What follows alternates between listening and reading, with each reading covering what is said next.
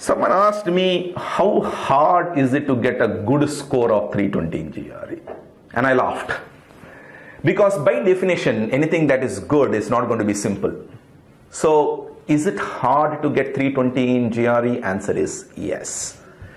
But if your question is it impossible? Now that's a bullshit one. No way. I have 335. And the reason I say that is because I don't come from a strong English background. So if I can, you can. Believe me, I have been in the field of training for more than 10 years now. GRE alone.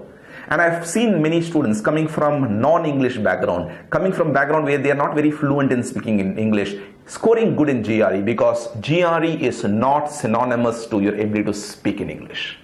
The beauty about GRE is the skill can be learned. The beauty is even if you do not have experience in speaking fluently in English, because we normally don't speak to people in English, we still know English. Most of us have read English. We have read different subjects in English. But yes, GRE has its own troubles. You need to get full marks, for example, in quantitative reasoning if you are coming from a mathematical background. At the same time, in verbal reasoning, you need to maximize. Quite a few words that are going to be taught to you are going to be foreign to you right now, and they have to become a part of your vocabulary bank by the time you write your GRE. But if you have watched my earlier videos where I have shared about methods of learning words, I am very strong believer in the fact that if you can use these innovative methods and do the smart learning, then your vocabulary will go up, your verbal reasoning scores will go up, thus bringing up your scores in overall in GRE. But what if you are from a non-mathematical background? Maybe you are a doctor. Maybe you have stopped looking at maths after your 10th class.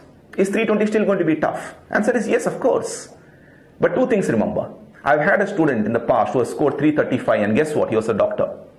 So the fact is, GRE is not an exam only for mathematical students, so you can score high. The second point that you need to understand, if you are coming from a non-mathematical background, therefore you say that you are going to be weak in maths, then believe me, you don't really need to score 320. Because 320 is a fantastic score for an engineering student. But 305 is probably a very good score for a student coming from non-mathematical background. You know why? Because when your application form reaches the college and your application is compared with others who are aspiring for the same seat in the same college, most of these guys are going to come from a non-mathematical background. And most of these guys would probably have scored less in mathematics. As long as your score is better than your competition, Zindabad. So your business, you maximize. But yes, even if you're from non-mathematical background, even if 305 is a beautiful score, why not aim for 320? Because in the past people have done. So there's no reasoning why you can't do it. So do it. All the best.